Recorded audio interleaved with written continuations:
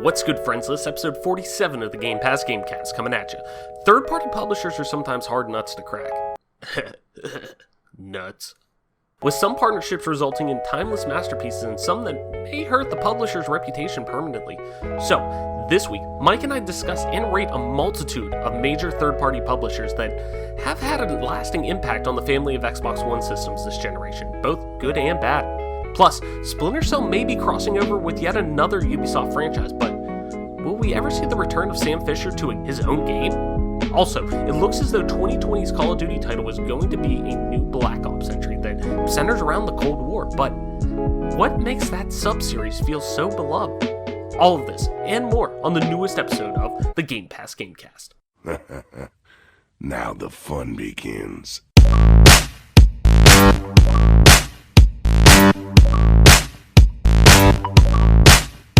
Richard. Stop! You violated the law.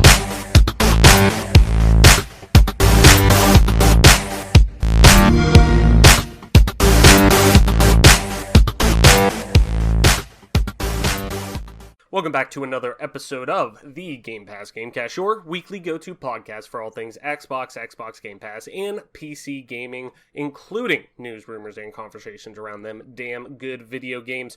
You can catch new episodes of the show when they drop each and every Friday morning on YouTube, Apple Podcasts, Google Podcasts, Spotify, SoundCloud, and all other major podcast services. If I can get it out right and talk through that and everything, you know. So be sure to subscribe to us wherever you get those at, and follow us on Twitter at GPGC Podcast. Stay up to date with everything regarding the show, video games alike, and our dope giveaways, which we have a winner to announce for our 3-month Game Pass PC monthly subscription that we're giving away at the end of the show. So wait till you make sure you listen to the show, because you'll win dope shit. I like to give stuff away, and, we have a lot of cool friends who hook us up to give stuff away, so keep listening to the show and you may win. But with this one, just hang around till the end. You have to fucking suck it up and listen to us talk about video games for an hour and a half. Shocker. Oh my god, that's so horrible. So make sure you hang around till the end of the show. We'll hook somebody up with 3 months of Game Pass for PC, specifically PC. So, with that being said, I'm your host as always, Travis White, aka Travlis, on most internet platforms. Joining me as always, my partner in crime, Mike P-Pack. Mike, what's good? What's going on? And what have you been playing as we're still stuck in quarantine? And still another day in fucking paradise, if you want to call it that, I guess. Yeah. Sarcastically. It's been going on for a long time. Personally, I have been just kind of dabbling in a few different things. I've been spending a lot of time, since Pennsylvania opened up golf. Mm-hmm. Been spending a lot of time outside golfing. I think this past weekend I played 18 on Friday, 27 on Saturday, 9 on Sunday, and 18 again on Monday. I walked Monday. So I've been playing a lot of golf, just getting outside. There you go. But after golf, I've been playing some... before you get to that, were you up at the country club?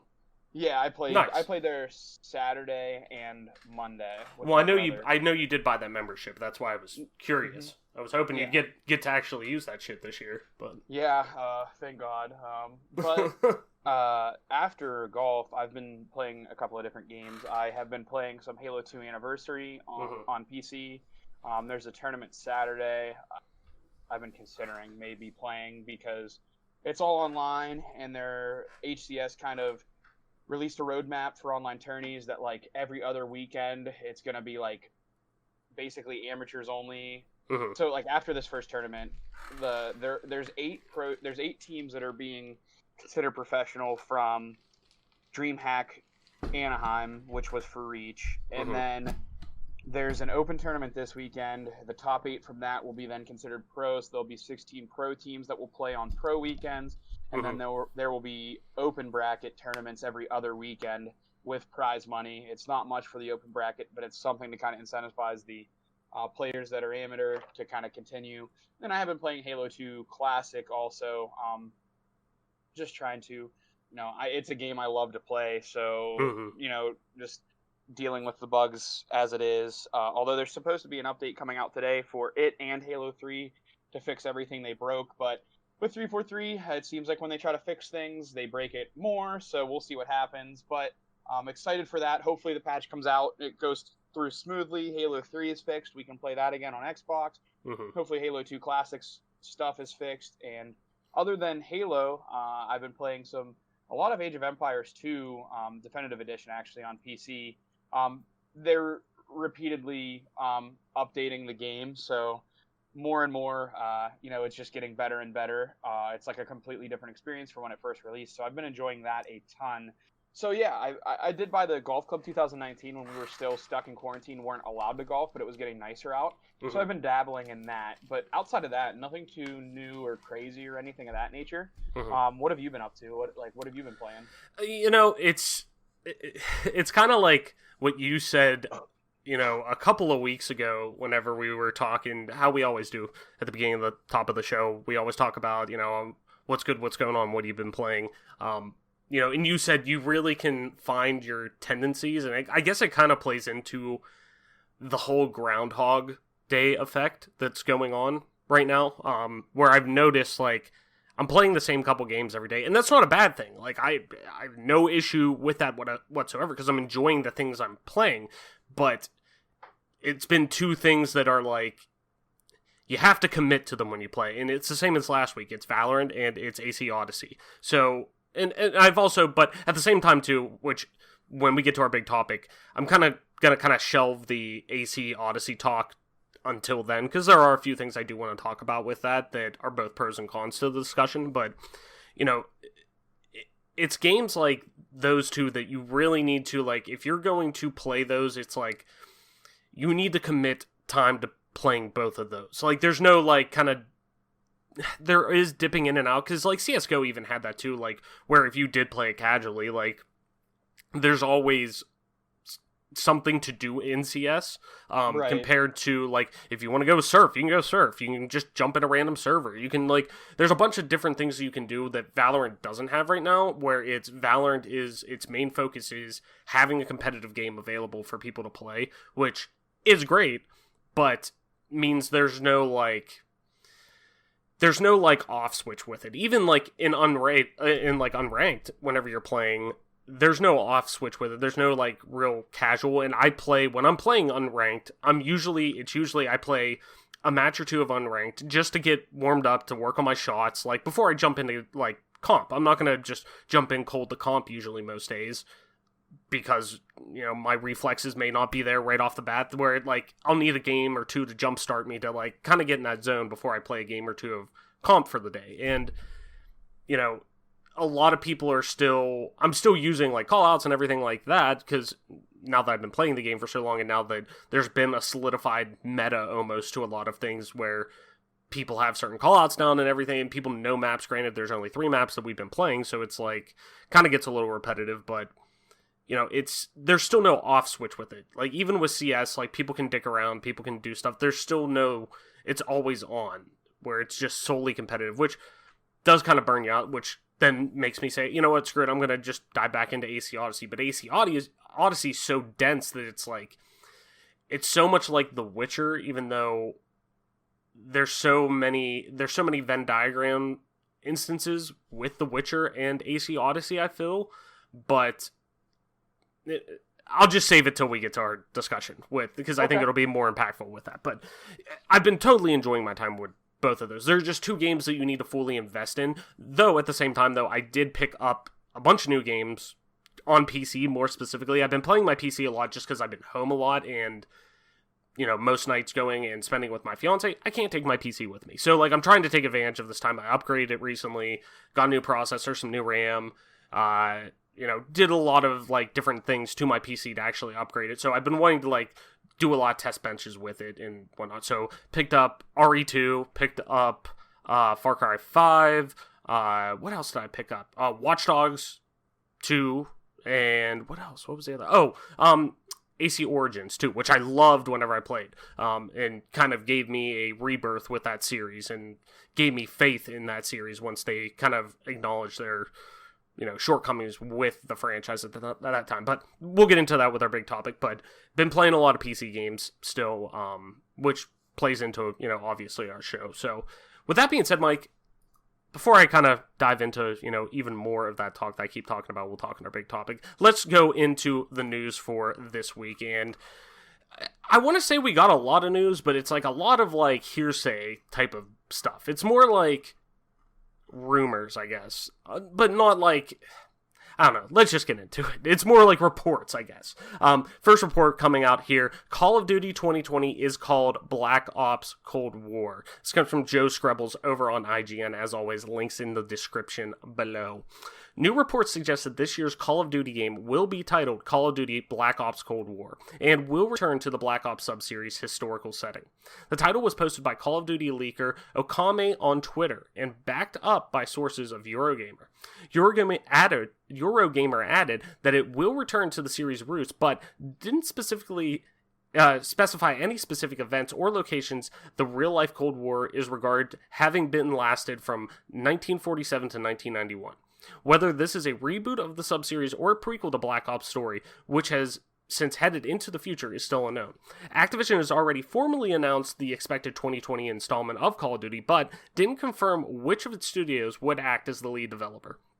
Rumors at the time suggested Treyarch would be the lead, which feels even more likely given it created the Black Ops subseries. Sledgehammer and Raven are rumored to be support studios on the project.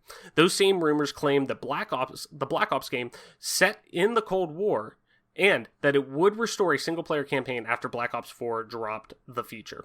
The reports coincide with the recent opening of Call of Duty's Warzone bunker, which have also seen data miners discover what seems to be a model for a Cold War-era spy plane, the U-2.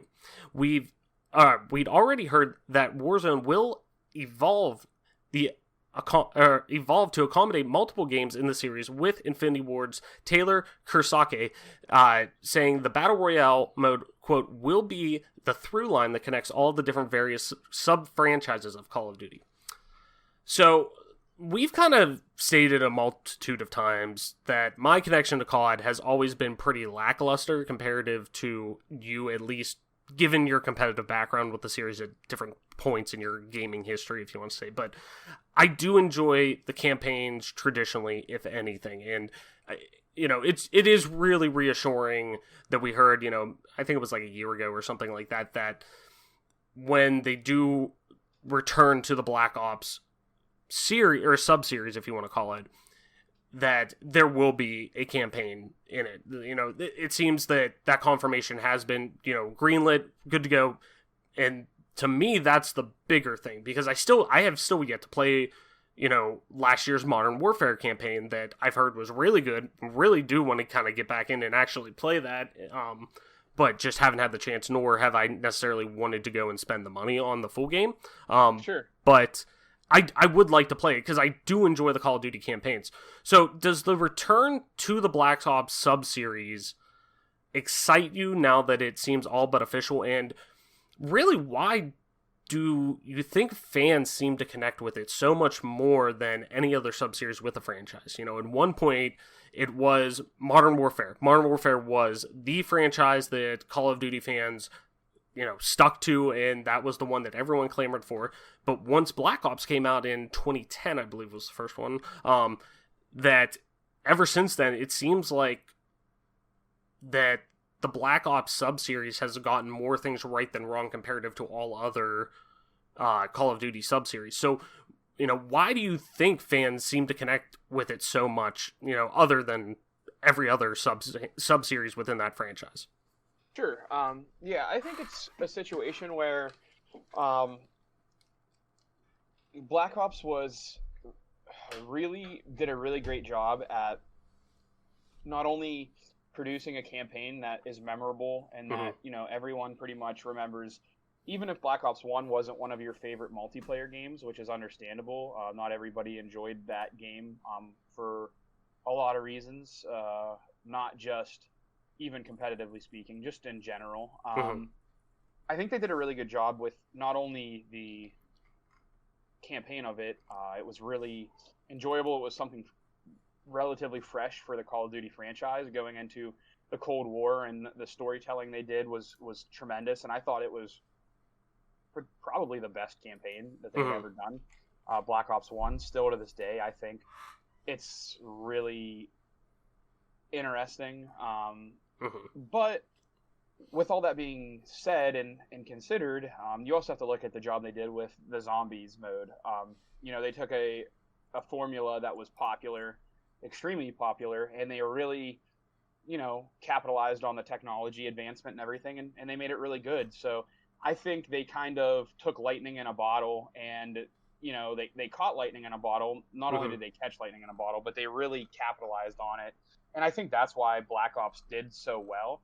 And then as far as Black Ops 2, I think it was a game that, while it felt like Call of Duty, it was a little more arcadey in the fact that it took the realisticness that Call of Duty had, which I don't think anyone can argue that Call of Duty was realistic. Mm-hmm. It took that realism and really kind of made it. I hate to say it was like Halo, but it took that realism that Call of Duty was known for in Modern Warfare and kind of incorporated some factors of realism, but by and large, it felt like it was more, there was more arcade, more of an arcade feel to it. Mm-hmm. So I think, kind of all these different flavors and things that they kind of introduced to the game was just captured at the right time. And that was at a time that Call of Duty had begun to wear out its welcome as far as people were getting sick of the Modern Warfare and people were sick of the historical, like World War II games. Mm-hmm. And they took something that everyone knows the Cold War happened, but it's not something that like schools teach about a lot. Even no, it's still very like taboo. It's almost like, and even though they're obviously apples and oranges comparatively to our country's history, but it's almost in the sense of like the same vein of Vietnam, where Vietnam is still very much taught in history classes, but it's not because the U.S. did not fare very well in the Vietnam War, that it isn't necessarily taught like as much as World War II, World War One, anything involving Operation Desert Storm, things like that, the Gulf War, like it's still a taboo subject that not a lot of people know about, and especially the Cold War, where so much of that was, I don't want to say covert ops, but it was much more he say, she say, and there was more tension than anything, where it was like an intangible war almost that is really hard to, it's so much stuff flew under the radar that people wouldn't even know about, that probably has changed so many things of our daily lives that we would never even know because of that war. That really, like, and that's what really kind of draws me in on this entry for Black Ops. Plus, too, it sounds like, I mean, there's no confirmation on this, and you would imagine traditionally Call of Duties are announced or shown really starting anywhere from mid-May until at the latest E3. Usually they show up on, traditionally, Xbox's stage. And every now and then, once Sony will get the content rights for, exclusive content that comes out, yada yada, like Xbox did during the 360 era for the most part, but whenever it comes to reveal, it seems like usually traditionally Call of Duty ends up on Xbox's E3 stage before a PlayStation event, not just because of timing, but because they usually have that reveal event for the game. But at the same time, now that most publishers are kind of doing their own thing at times, we've seen that with, last year with Modern Warfare. They announced it, just shadow dropped the announcement for the most part. They gave I think it was like a day advance and said, okay, check out the new Call of Duty tomorrow at this time. So to me, though, that's what really excites me about this game.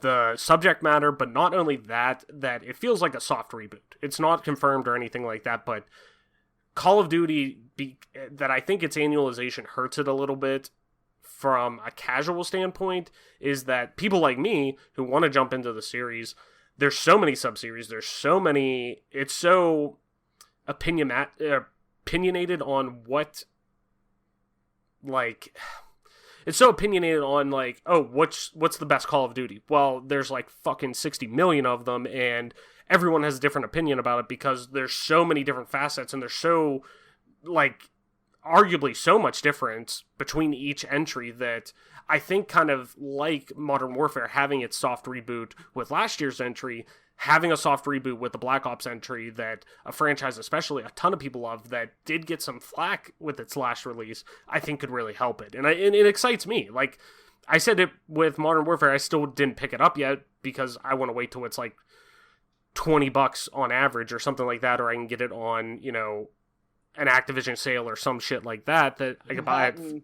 Warzone wasn't exactly inspiring. No, but also at the out and buy it. Right, very much so. And I even reinstalled it once I upgraded my processor and whatnot, and it ran a lot better because it's such a processor heavy game. But it still wasn't like the actual mechanics of that game were so much left to be desired. But at the same time, even though that, like, I do want to still play that, I still would like to get in and play the campaign, but it's got to do a lot for me still. But at the same time, Black Ops, the new Black Ops, if it's Cold War era, that at least already piques my interest because, like you said, that's such a taboo part of history that it's just not really talked about. And it's very he say, she say about it. There's never really been, outside of a few instances, set in stone, this is what happened during this part of history when it relates to the Cold War. So they have a lot of wiggle room with what they could do with it and what kind of story they could tell. So I'm definitely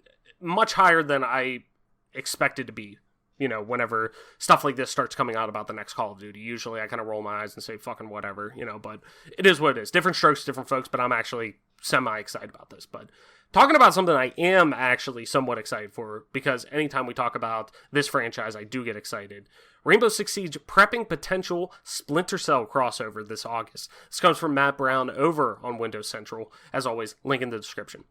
Ubisoft appears to be cooking up a cryptic tie-in headed to Tom Clancy's Rainbow Six Siege, with evidence suggesting its forthcoming Year 5 Season 3 update joins forces with the Splinter Cell franchise. The pioneer in stealth and espionage may soon head to the hit tactical shooter akin to recent crossovers with Ghost Recon, including an alleged operator hailing from Sam Fisher's Echelon. Rainbow Six Siege previously teased substantial changes with its Year 5 roadmap, including the second half scheduled to overhaul its seasonal structure and pivoting away from the two-operator tradition. Season 3, expected to receive an unveiling this August, condenses to just one operator, helping free resources for new core systems like Ping 2.0 and Match Replay. The roadmap includes planned nationalities and map rework candidates, while teasing a secretive classified operator this summer. Ubisoft stopped short of providing further context, kickstarting in extensive speculation in the months that followed. It now appears increasingly likely that Season 3 will feature a Splinter Cell crossover, with details surfacing in wake of the Operation Steel Wave reveal.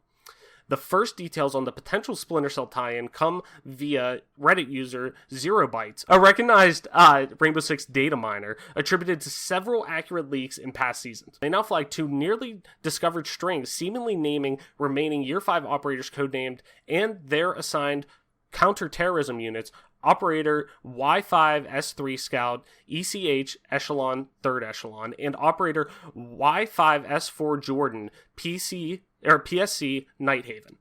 The snippets refer to Operators Scout and Jordan, likely work-in-progress codenames, and not necessarily guarantee to launch under identical monikers.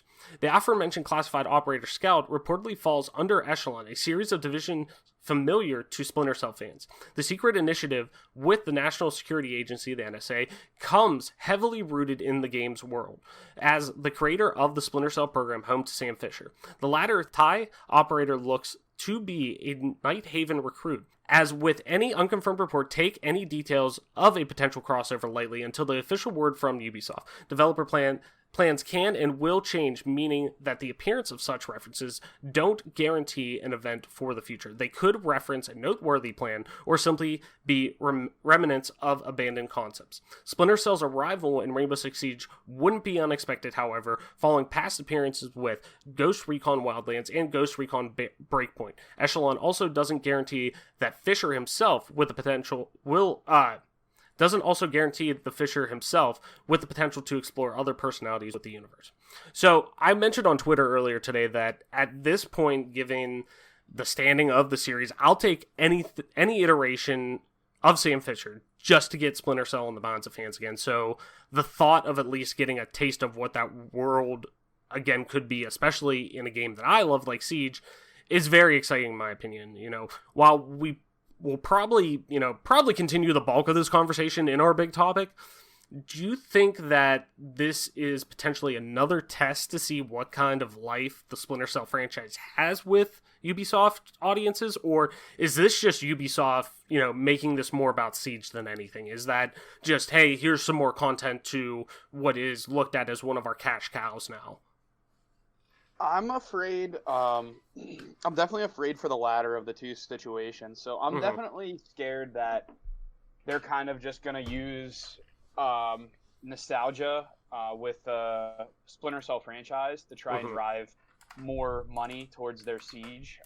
The reason being is, it's just, the way that the gaming landscape has gone as far as gameplay and everything today, it just feels like there's no way in today's gaming climate, with Fortnite getting eliminated, going right back into lobby and launching another one, Call of Duty being as popular as it is, Splinter Cell just feels like a game that I don't think the classic gameplay of it, like the stealth features, the difficulty, it does feel like it might be dated just because it feels like maybe a younger audience wouldn't enjoy it as much as we did. However, games like Sekiro's popularity does kind of give me hope that people haven't abandoned the fact that there's going to be difficult gameplay and you can't just and same with Assassin's Creed, Dishonored, there's so many. The stealth genre is so well known now. It's not a, really the grandfather of it being Metal Gear Solid for the most part, in at least a modern, contextual version of it, but now there's, stealth games are a dime a dozen. Now, granted, the ones who do it right are the ones who usually last, just like with anything, especially like shooters, but to me, it's so hard to pinpoint where the series went wrong, because traditionally they were viewed very well. They sold pretty well from what I remember. There was never really an issue of, I don't want to say fatigue, because it wasn't a annualized franchise for the most part. That is, I believe there's only 4 or 5 at the most entries. And Splinter Cell, the first one came out in 2002, 3, something like that. So, stretch that across almost 20 years now. That's not that many. It wasn't like an Assassin's Creed or a what's the other, a Madden or anything like that, or Call of Duty. It wasn't as annualized as that. So to me, there was still breathing room with it. That, like you were saying, maybe it's just a sign of the times that the gaming landscape is so different now compared to what they're looking to get out of games. I mean, Ubisoft especially, and like I keep saying, we'll talk about this more in our big topic, but Ubisoft especially try to find ways that increase you investing your time in their games and their worlds, whether they're single player, multiplayer, whatever, which can be both good and bad. They want you to play their game no matter what it is for a long period of time, and which most developers do, but being a large third-party publisher, they're also looking at the bottom line as well as it, compared to, a first-party publishing deal with Sony, Microsoft, where they know that their game is annexed onto one system and they're only going to be getting X amount of people already about that. So if it sells really well for that audience and it becomes, hey, you buy an Xbox for Halo, that's great. That's what they want at the end of the day, where Ubisoft's more looking for, and an EA or whoever is looking more for, hey, we want this on every platform. We want as many people to go and buy this and then invest their time into it and put more money back into it. And like you're saying, Splinter Cell's hard to do that with, comparative to a lot of franchises that come out of the AAA space. And even, they try to do it with Assassin's Creed, and they do it in not a very egregious way. And it's more like, hey, if you want to type of thing, which I think works well, but that's also open world game, and to do that with Splinter Cell and try to take that fully open world, I just don't think necessarily gets the most out of that franchise. So to me, it's going to be interesting to see where we go with Splinter Cell, because I still think there's value with that. I still hear people clamoring about it. I don't know about you, but like, if it's always one thing, even whenever we look at like E3 every year, it seems like since the last one really came out, I'd say since probably 2015, every single E3 for predictions and things like that, I'll see people, at least one person bring up Splinter Cell, or in one article saying, you know, on Xbox's stage, this is where we'll see, you know, Splinter Cell, because that's usually, Microsoft traditionally usually makes, like we were talking about earlier, those third-party reveal deals. Those are the ones they cut the deal to get the reveal for that, you know, whatever third-party title, Call of Duty, Assassin's Creed, yada yada. You know, unless now we have Ubisoft and Bethesda and different publishers doing their own events, but even still, because they kick off on a Sunday, it's less likely that word gets out about them and stuff like that. They control the message early on. So, you know, it's just, I really agree with you that I feel it's going to be the latter, which I love Siege. I have no problem with that to an extent for what they want to do with that. If they're just wanting to, you know, world build, like in For Honor, they brought Prince of Persia into it and they did a crossover with that. And, you know, that franchise is fucking really dead. You know, so you're talking about Prince of Persia? Yeah, Prince of Persia is like really dead. Even though they just found, it was just like dug up, even though it's been on YouTube for like 8 years or something like that, like a fully like playable like E3-esque like demo build of a canceled Prince of Persia game that's been on YouTube for 8 years that like nobody fucking knew about. So, you know, I agree with you. I think it's going to be the latter.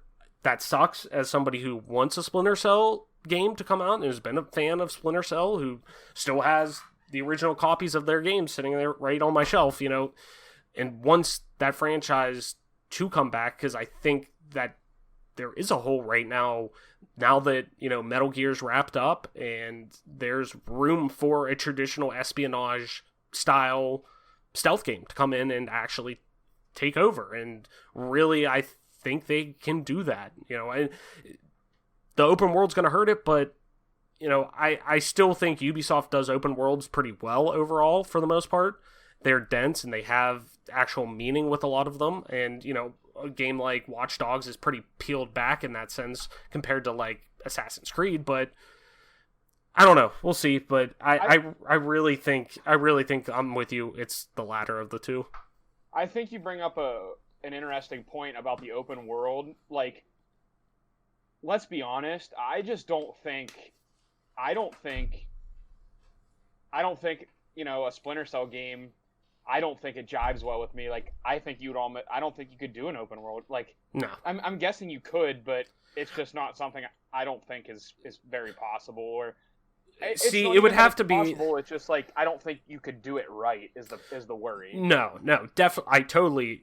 I totally agree. You couldn't do it in the style of Assassin's Creed, where it's literally, you know, boundless, and there's no going into doors. There's like, the world is just open. You just literally, there's no loading screens really, unless you're like going into a cutscene or something like that. But like, it's seamless. It's a seamless open world that you can travel between, and there's no loading, you know, load screens or anything like that. It's immersion built, which is awesome for an RPG like Assassin's Creed. Now Assassin's Creed has gone the RPG route for the most part.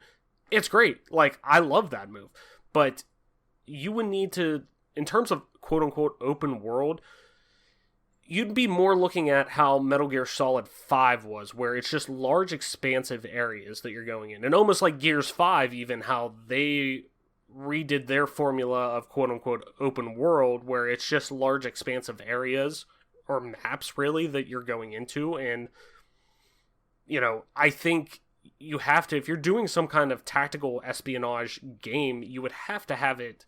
There's the heart of what you're doing is supposed to be concealed. It's supposed to be almost feel claustrophobic at times, where it's like, it doesn't make any sense to necessarily take that open world, but for some reason, every single game that comes out now has to be open world because, like I was saying before, publishers want you to, on the third-party level, and devs do too, but from a development standpoint, I'm sure people are just wanting to make the best game possible that they can put out, so whether that's open world or not, but large AAA games, for some reason, have to be open world because they see dollars with that. They see, a bottom line with that, and people are more likely to spend more time in an open world than playing a game like God of War or playing a game like Halo, where it's a traditional, linear experience, which is both good and bad. So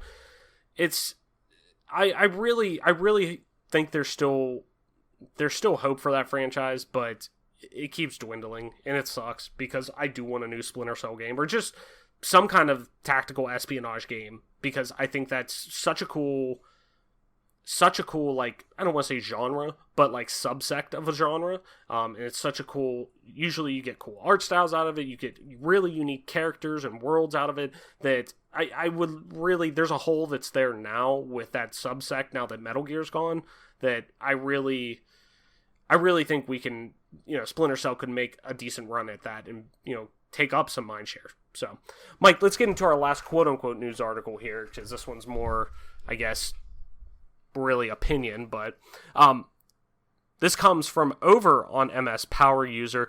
Putting Lawbreakers on PS4 instead of Xbox was a mistake, says Cliff Blazinski. This comes from Lewis White, as I said, over on MS Power User, as always, link in the description. Gears of War creator Cliff Blazinski has expressed regrets on deciding to bring the closed-down hero shooter Lawbreakers to PlayStation consoles instead of Xbox One. After talking on Twitter regarding the recent leak of a Gears of War PS3 port, which Blazinski claims he's 99% sure is fake, but could have been an engine test, which was confirmed to be just an engine test by Epic Games not too long, like a couple days ago. The developer explained that he believes it was a mistake bringing Lawbreakers to PlayStation 4. Quote, while I have your attention, yes, it was a mistake putting Lawbreakers on PlayStation over Xbox, the Gears of War creator told his Twitter followers. Blazinski's mature hero shooter was an interesting alternative to the likes of Paladins and Overwatch that never quite took off on PlayStation and PC. While it was fun and tactical, it failed to gain a solid following and was quickly shelved. Many fans of Blazinski previous games series that still prominent Gears of War series felt betrayed that after years of creating games for Xbox, the creator would bring the title to other platforms. Blazinski's response was that the Xbox gamers were just being salty. Gears of War creator Cliff Blazinski has expressed regrets on deciding to bring his closed-down hero shooter Lawbreakers to PlayStation consoles instead of Xbox One, though. Quote, when people follow your career from a beloved series such as Gears on Xbox, might have made sense to put the new game on said console, the developer finished. I know both of us weren't very familiar with Lawbreakers at all, considering its lifespan was super short and unfortunately not very impactful, obviously, but Cliff is really still so beloved by so many fans, specifically on Xbox, that his hypothesis isn't necessarily, on the mistake to launch, really. It may have a small bit of, tidbit of merit to it. Do you think Lawbreakers really would have had more of a chance on Xbox and this opportunity to potentially gain a fan base? And even more importantly, do you think it would have done so taking even the modern Game Pass route? Say it came out in 2020 now, if you would have played that game on Game Pass comparatively, do you think at least there would have been a much greater chance for success comparatively? Yeah, it definitely... Because to me, a game like that, hero shooters in general are a dime a dozen too at this point, which, no gripe against that. That's different strokes, different folks or whatever. I love Overwatch. So, I get it, but you look at a game like Bleeding Edge, to me, that's a perfect Game Pass game. And that's still so similar to it. But go ahead, continue that, it just seems like a very easy layup in a sense. Know that it would have done much better. I didn't really experience the game. I don't know what it was like, but I will say that outside of Overwatch and outside of a game, games like that, I know that genre in itself it's really tricky to do it right, and I think that's the problem that people have with making them and having success. But with all that being said, I mean, it makes sense that, your predominant game being Gears of War, like, you would put it on Xbox instead of PlayStation. Now, whether Xbox users were salty and that's why they didn't go follow him, I just think that there was a familiarity with Xbox players with Cliff Bleszinski because of Gears of War's success and how good it did and how good it was. I think that it would have had a better chance on Xbox. I think that's just common sense. I think this is a perfect example of money signs kind of forcing people to do something that just doesn't really make any sense other than I'm getting more money to do it for PlayStation, so I'm going to do it there. Was Cliff Bleszinski wrong in doing it for PlayStation? I mean, maybe he saw it as a challenge that he wanted to conquer. Like, I've never really made a game for PlayStation. Maybe I should give it a shot and see how it goes. Maybe that's something that he felt, and he felt like a personal goal to kind of conquer that landscape. But nevertheless, I mean, the game didn't do well. It's not surprising because of the genre and the fact that he did make the switch to PlayStation. This is more of like a ho-hum, like, oh, this just makes common sense that, like, someone who did so well on Xbox wouldn't do that great on PlayStation, No, definitely. And it's just, he's had such a wild ride. And I don't want to say a fall from grace, but he's very much like, he's all but left the games industry. He's much more into entrepreneurial outputs and endeavors, and he is into investing and things like that. I think he has a couple restaurants. Like, he has a life much more out of games now, but you can definitely still tell by the way he talks and interacts with people on social media that he still loves the medium. And I mean, how long did he? He was a prominent figure. Oh my God, so yeah. Long, realistically, no matter what people think of Gears of War today, Gears of War is still one of the most impactful franchises in modern games, in the past 2 generations, where it's still an IP that holds weight, and is one that still Xbox and Microsoft, no matter, how down in the dumps are, they can lean on to at least get some buzz around them. And they've both of the new iterations of Gears, almost in the same style that really 343 took over Halo, that the Coalition did for the most part, and became, this internal studio to take over the second biggest franchise that Microsoft oversees, have done well. They've reviewed well, and especially this last one. People really dug Gears 5, especially from a single player and multiplayer standpoint. It seems like people really jived with it. It seems like multiplayer may have fell off a bit now, but it's still reviewed well and,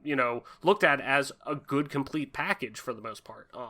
But he really provided a unique approach to games and to that medium of shooters, of the third person. He's really, I want to say, the grandfather of the cover-based shooter for the most part, at least third person, that really you see now a Division stem from. You see, Rainbow Six, not Rainbow Six, like more Ghost Recon games have become very similar to that. Like, you see that franchise, or really spawn off its own like subsect of a genre, where it's... I would even go as far to say is literally this isn't an exaggeration. This is just me shooting 100% straight. Which, I mean, I'm always just honest as far as like giving opinions. Like, you're talking about the GOAT of couch co-op, 100%, no doubt. Gears of War, the franchise, 1 through 3, the greatest of all time experience with you and player 2. Whoever your player 2 is, absolute GOAT couch co-op, and that's from someone who loved Halo's couch co-op. I mean, the way they developed the story around Marcus and Dom and giving player 2s someone to attach themselves to, that being Dom, just the greatest couch co-op experience that you could ever have. No, definitely. I totally agree. Especially from, even if, people want to say, like, combat that with different franchises that may have, more mind share than others, totally understand. But at least when we talk about Microsoft and defining a generation of couch co-op, like with that console generation especially, 1000% agree. There's no what else are you gonna say? You know what I mean? Right. Like, there's no other that What other really, game? yeah, no other game franchise really stacked up to that, especially the first one. But yeah, so let's head into our big topic, Mike. And so I know I've talked many a time before about how different this generation has felt, especially in its latter half, for the content that major third-party publishers have put out. Especially talking about my love for Ubisoft and a lot of the titles they put out and really regaining my trust a lot. So towards really the beginning of this generation, what basically felt like bleed over from the initial boom at the end of last generation, major third-party titles were always thought of much more of an investment, given the excessive pay-to-win mechanics that were found in many annualized franchises, like the gatekeeping that was found in Call of Duty titles with maps and whatnot, and even going to games like, Watchdog Division, things like that, where if you wanted to get the most out of it, you had to pay. You to get the full game, you really just had to pay.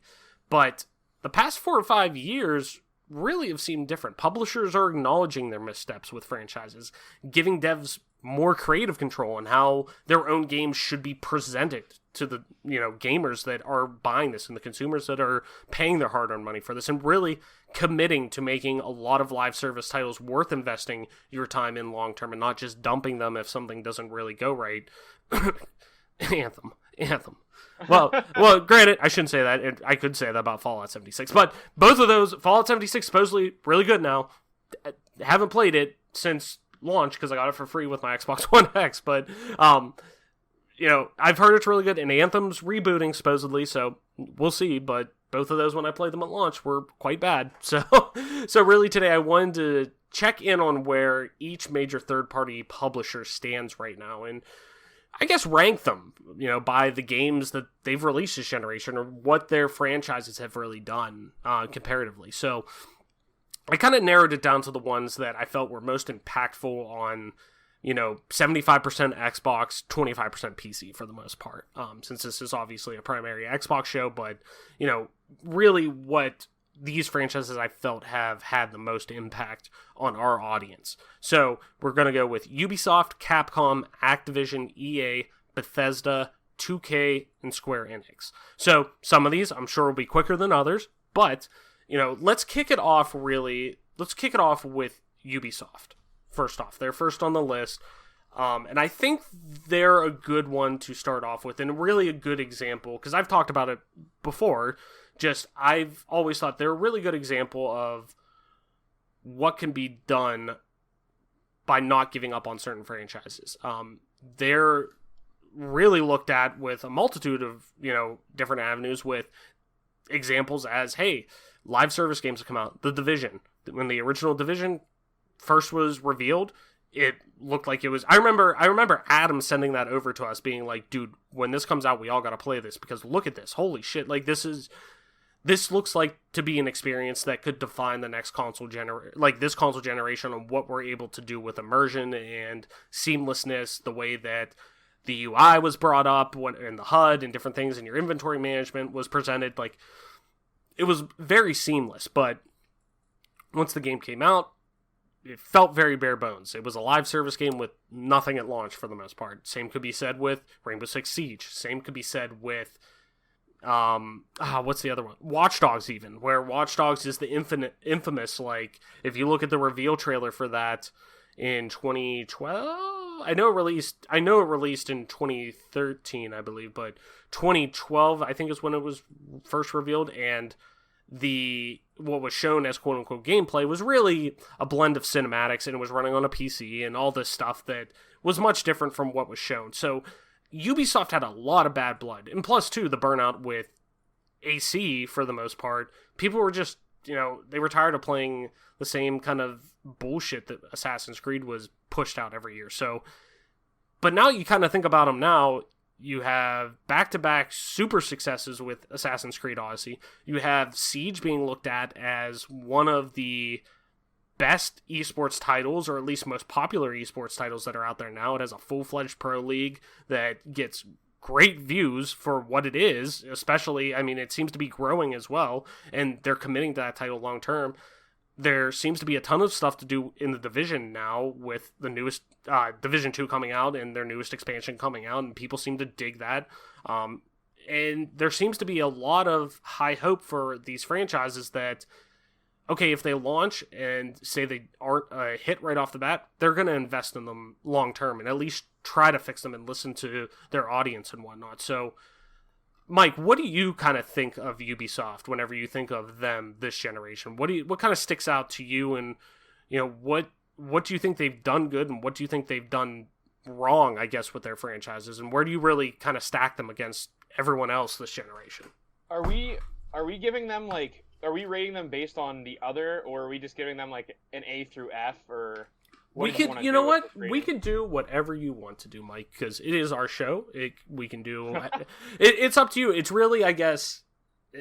I was thinking we could just, we could, if you want, we could give them a grade and then go off the grades at the end. And if there's a tie between the two, we can kind of do a quick talk out and see what we want. So why don't we do that? Let's give them a grade at the end of this, and then we'll kind of rank them off of that. And if there's any kind of close ties or whatever, and we feel like we should discuss the two, we can cross that bridge when we get to them. Sure. Okay. I think when I look at it, a developer like Ubisoft, it's very hard for me to be unbiased. Reason being is they kind of have one of my all-time favorite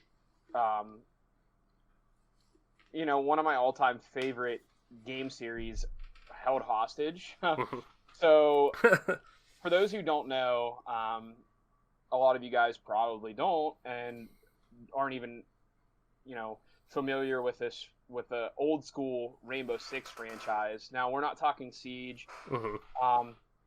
We're talking like 1998, 1999 Windows, Tom Clancy's Rainbow Six, and then the kind of spin-off called Rogue Spear, which wasn't really a spin-off. It more pushed Rainbow Six, but it wasn't like in the Rainbow Six lineage. It had a lot of the characters from the classic Rainbow Six, Domingo Chavez, Francisco Arnavisca. It had all those characters, but kind of pushed it to a different storyline. But all that being said, fast forward to Rainbow Six 3 on Xbox, on the original Xbox, and we're talking like years and years of just loving Rainbow Six. So they kind of have that franchise that I love from back in the day.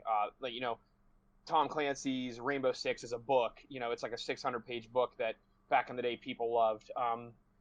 They kind of have that held hostage, and they have it in Siege, but it's not really the Rainbow Six I'm looking for. They keep producing Ghost Recons, which back in the day were really fun, but it's just it feels like they keep missing the mark. So for me to be unbiased is really difficult, but I'm going to give it an unbiased and a fair shake at me being unbiased. It's hard to ignore the success they've had at making Assassin's Creed good again, if you will. Make Assassin's Creed great again. Like it does. It's hard for me to ignore the job they've done with that. And another little franchise that they've done a really good job with is called Trials. It's kind of like, that's something that they've done a really good job with. So I would have to give Ubisoft. So originally, with everything considered, it would have been a lot worse of a grade, but with a South Park game that they made, The Stick of Truth, even though it was last gen, they made The Fractured Butthole pretty solid. For Honor, all things considered, pretty solid game. It's still kicking. I mean, it never really necessarily blew down the doors. I remember when it first launched, it was fucking dog shit. Like, in terms of the actual, like, there were so many network issues. I remember that was, like, the one big thing that, like, people constantly bitched about was network issues, like, where they couldn't even play, like, they would randomly get disconnected because Ubisoft servers were just not built for the load that they were going to get, because people liked the idea of that game. It was a literal, like, you could do samurais versus Vikings and shit like that. Like, you could kind of fulfill these fantasies of basically being a multiplayer God of War simulator for the most part. Yeah. But yeah, I agree with that.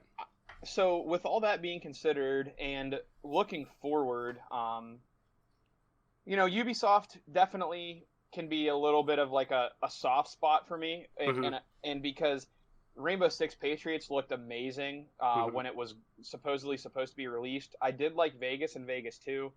Siege just really isn't my cup of tea for Rainbow Six. Like, don't get me wrong. It's kind of like Halo 5 to me. If it was just called Siege and not called Rainbow Six, I'd give it an A+.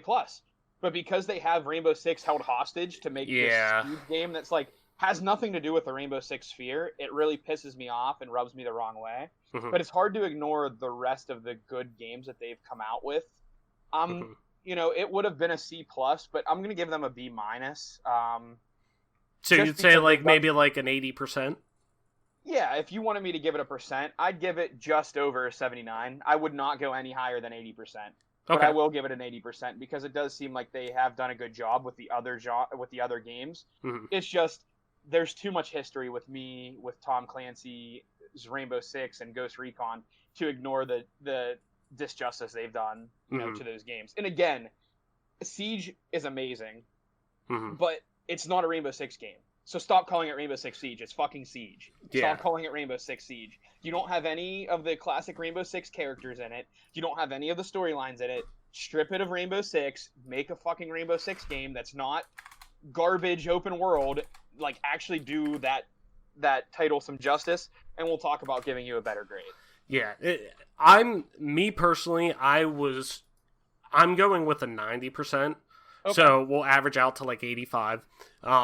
So and again, this is me trying to be unbiased, but I'm letting the listeners know I have bias. It's hard for me to get past said bias, but I'm trying. Oh yeah, I'm trying my best to be fair to it. You know what I mean? Oh, 100%. I mean, they're one of those publishers. When we think major AAA publishers, it really comes down to. And I know we listed a bunch here, but if you ask me, at least impacting North American video games, Ubisoft, EA, and Activision are probably, when we talk major, are probably the biggest three in terms of the games they're pushing out, the numbers that they push out, the units moved. Like, they, I believe, have the most impact. And they're the ones who, and Activision only has a few franchises, as we'll get into in a few minutes, but, Ubisoft's library is so diverse that the majority of the swings that they have are hits. It's more, I don't want to, like, using the baseball adage, like, oh, well, if you're batting 200, you're,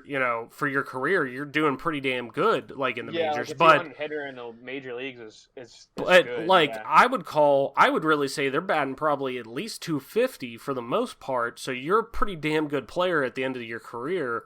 That 1 out of the 4 games that come out are fucking hits. I mean, if you look at, let's look at, from 2015 to. We'll even do 2013-ish. 2013 to now. They had, looking at here at the list, they had Assassin's Creed Black Flag, which turned out a lot of people liked. Then they had Rayman Legends, a lot of people liked, but flew under the radar for the most part. Then is when you get into Assassin's Creed Rogue and Unity, where they started to falter off a little bit. And Far Cry 4, a lot of people liked, but kind of a, what's a divisive title for the most part.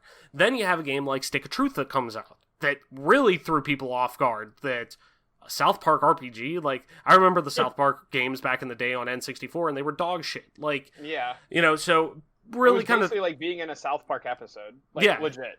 And then you look at Watch Dogs, which a lot of people felt betrayed on when it was first initially shown and what the final product was. But people knew there was at least something decent there. And then you're getting more AC titles that didn't really necessarily hit home. Then you start to see the tide turn. Then you get the release of The Division. You get the release of Siege. You get the release of these games like even Steep. Like, they kind of turned the tide a little bit.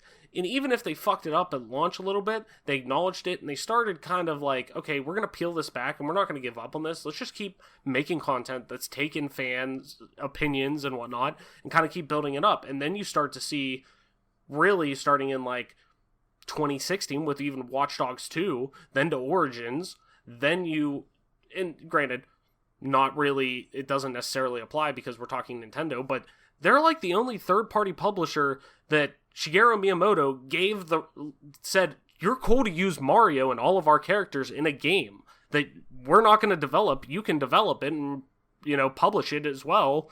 You could use Mario.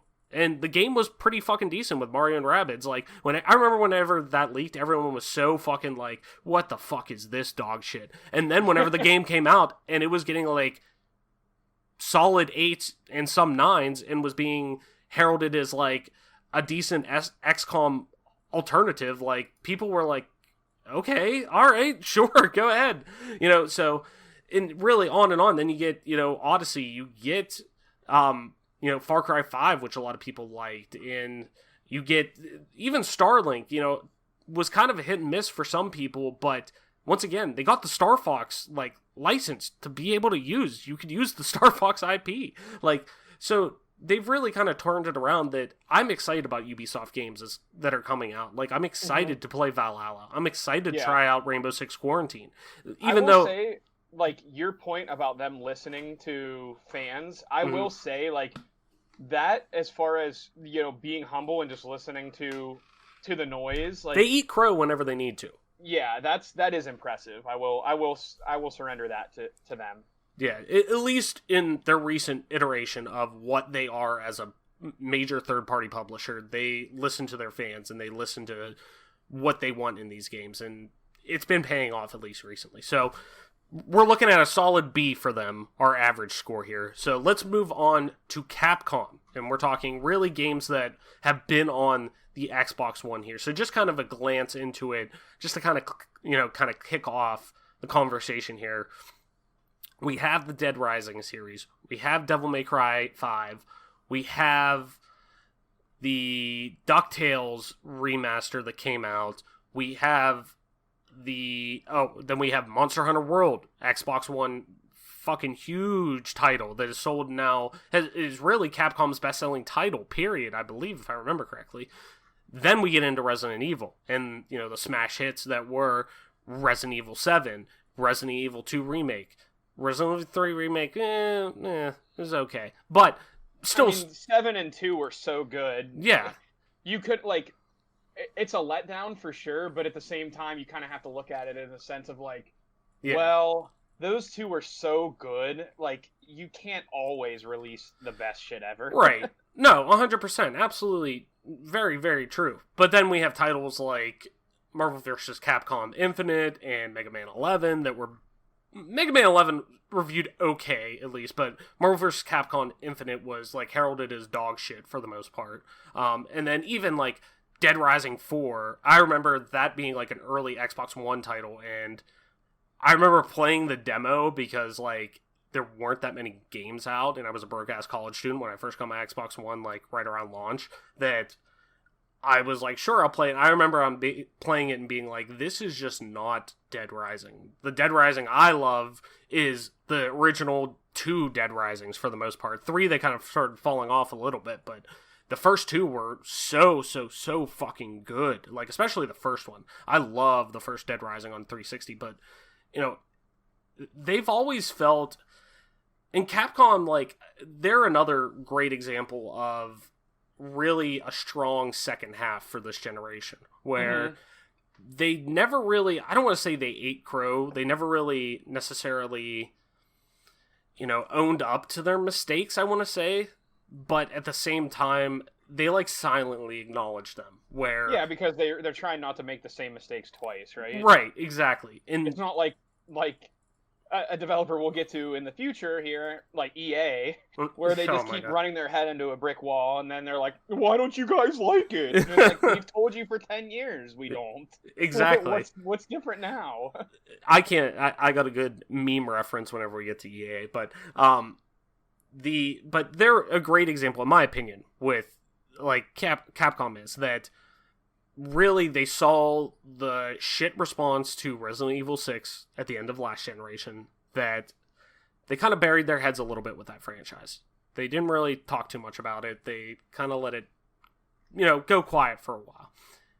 And they started working on other things. Didn't really necessarily, nothing clicked necessarily, but Resident Evil 7 and on really started the trend of the upward swing of Capcom, where they didn't fucking miss, really, the end. The Resident Evil 3 was, I think, the first stumble, really, that they had, the remake, like the last 3 or 4 years now, where Resident Evil 7 comes out, wholly new refresh of the franchise, going first person, being an actual first person horror game, while still keeping that Resident Evil charm, you think of Resident Evil, you think of getting the shape keys and random trinkets that are actual keys and getting this note and things like that. Like, you find items around the mansion and whatnot, and the police station in RE2. Like, it always was, it still had that charm to it. And then following that up the next year with, and kind of, they are now looked at as literally this generation in creating that, you could put out a game successfully, launch it during the holiday hangover of January to March, where people are still, oh, cool, I got my games for Christmas, Black Friday, whatever, like, played through all of them. Now I'm kind of like, I'm still kind of playing some of them, but I'm kind of like, there's nothing really new to play right now, yada. They acknowledged that, and they said, okay, we're going to launch Resident Evil 7 in January, and just fucking see where it goes. And it sold great. Did the same thing with Monster Hunter World the following year, and Monster Hunter World is I think it is the most successful Capcom game of all time. Let me, I'm looking it up right now, because I just want to confirm that. I believe it was reception, similar, it had shipped over 10 million copies for that game alone. Yeah, so that it did solidify itself as the best-selling game of all time for them. So, not only that, but then following up the next year with RE2 Remake, and then following up with that, like, an RE3 Remake wasn't necessarily heralded as, I think more people felt betrayed that RE3 didn't have the replayability of RE2, where RE2, had the dual storylines that you could play through. And all the free, like, bonus missions and things of that nature. But it came out later that, from what it sounded like, the first half of development for RE2 included RE3 with it, having a dual release, basically, and being a bundle that they were going to release at the same time, but they decided to split it off once the projects kind of got a little too ambitious, which was a good thing after all, because it gave us even more RE2 at the end of the day. But what do you think about Capcom, Mike? What kind of sticks out for you? What do you think long-term for this generation their impact's going to be, or what would you grade them, I guess? Me personally, I'd give them, I'm kind of with you I'd give them a B, because I felt like they were so quiet and very very swing and miss the first half of the generation, where it felt much more impactful with their misses, where I'd give it an 80 for the most part, but because they're the last 3 years, they've just fucking knocked it out of the park with every release they've had, really, for the most part. And I didn't even mention Devil May Cry 5, which I believe is like a high 80s Metacritic game. I'm just not into action character games like that, like Bayonetta and stuff like that, like Platinum games for the most part. But people who played it fucking love it. So I'm gonna give it an 80. What do you think, Mike? So basically, I don't have a whole lot to add that you haven't already talked about. I will say, as a developer, Resident Evil 7 and Resident Evil 2 they were both tremendous games. And I'm really happy, that they made them and that I got to play them. I will say that, like, even though, Resident Evil 7 was an amazing game, but,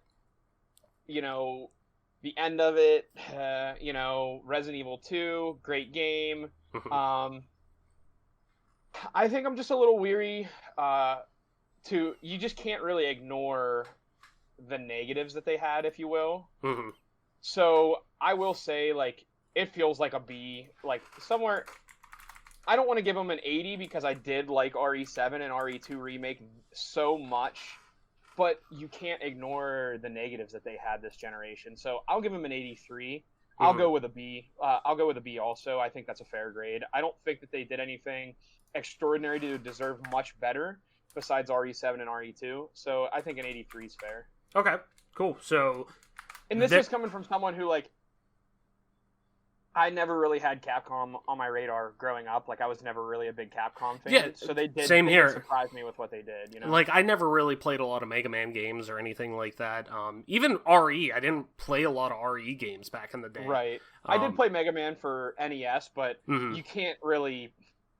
It's so different. Like, I can't even take that into consideration. Obviously, well, we're talking about this generation, but legendary wise, like NES, like there's game devs that made NES games that obviously. I mean, Capcom. Anymore, so. Capcom really made their name in that NES, SNES generation of being so great and making 2D platformers and 2D like action-based games like Mega Man. They made great licensed like Disney games, as crazy as that sounds. Like all of their Disney games that were licensed by Capcom were really good. Like what you would expect for licensed games are pretty low for the most part. And then even getting, where they're one of only, really them and Ubisoft are the only two, for the most part, significant partners that partner with Nintendo, and they put out Minish Cap on Game Boy Advance, and that thing a ton of people like. So, but then again, that's also previous generations and different systems, so we're talking more Xbox, but I agree, where it's like, their reputation is so built off the past at times that I think they get a lot of passes on some things, but they've really kind of put their money where their mouth is the last couple years, that they've been hitting just fucking grand slams out of the park. So let's move on to Activision. And Activision, they're such a weird publisher in general, because they're so hard to pinpoint, where literally they're Call of Duty for the most part. And for the most part, that's why they never have, like, you look at E3 and you have a lot of major publishers putting out press conferences now. You have Bethesda, you have Ubisoft, you have EA Play for the most part, where they have enough IP and enough projects that are coming out that year or within the next year that they feel confident enough that we can go and just put on a show and we can talk about all of our products. Traditionally, you only see Activision put out a game a year for the most part. Like, let's look at the past few years. Really, if you go on Activision's page and you just click games, they have on here 1, 2, 3, 4, 5, 6, 7, 8, 9, 10, 11, 12, 13, 14, 15, 16, 17, 18, 19, 20, 21, 22, 23, 24, 25, 26, 27. 27 games on here. And the oldest game that they have listed is Black Ops 1. So that kind of shows you, like, that's 27 games over, 1.5 console generations. That's not that many. Like, when you look at a Ubisoft, or you even look at a Capcom or a Bethesda or whoever, you're seeing a much diverse library where the vast majority of those games are annualized Call of Duty releases, and some, remakes, remasters, but at the same time, they still, I think, are one of the best publishers at partnering with developers to put out remakes and finding IP that they have that they're like, there's some nostalgia with this, and there's a reason people liked it so much. These deserve remakes, where they're the reason why we got the Crash Insane Trilogy. They're the reason why they got the Nitro-fueled CTR remake. Same with the Spyro Reignited Trilogy. And at the same time, they were smart enough to see what From Software was doing, and when they would partner with Bandai Namco, that they stepped in and said, we'll publish Sekiro, Shadows Die Twice. We'll publish that game. We'll fund it. That we'll pay for the publication of it. That was last year Game of the Year at the Game Awards. So, and is beloved and is looked at one of the best From Software games to ever come out. But then you look at kind of like some of the down points with them. There's Ghosts, Advanced Warfare, Infinite Warfare, where you're getting into more repetitive Call of Duty bullshit more than anything, which, if, different strokes, different folks, by all means. But that also includes a shitty Tony Hawk Pro Skater 5 game, too. So, to me, just when I look at that, and I still have high hopes for... I have really high hopes for the Tony Hawk remaster that we talked about last week that's coming out, because it's done by Vicarious Visions, who handled the Insane Trilogy and the Nitro Fuel, the CTR remake, that both were ridiculously done well. So that keeps me really positive about that. But it feels like they are so rested on their own laurels when it comes to their IP. They know that Call of Duty is going to make a shit ton of money. So why would they really invest in anything else? Like, they're going to invest in these remake projects because there's a ton of fan nostalgia and they know they'll sell gangbusters. Even putting it out at $40, people will say, who haven't bought, say they haven't bought an Xbox One this generation or PS4 or whatever, and they see that, oh my god, they remade all those Crash games I loved back in the day. Let me see if I can find a cheap PS4. I'll go buy that. Like, they know that they'll get that audience for sure, and that they're at minimum going to remake their money, get back their money on these games. Yeah. And Insane Trilogy sold ridiculously well because it was a really good game at the end of the day. Like, it was done ridiculously well while still keeping the heart of the original Crash Bandicoot games that Naughty Dog developed. So I have really high hopes for the Pro Skater 5, or the Pro Skater 1 and 2 remake, but I look at them as I don't want to say lazy. Nobody's ever lazy, especially the developers who work on these games, because game development is fucking ridiculously hard. So I will never say people are lazy when it comes to that.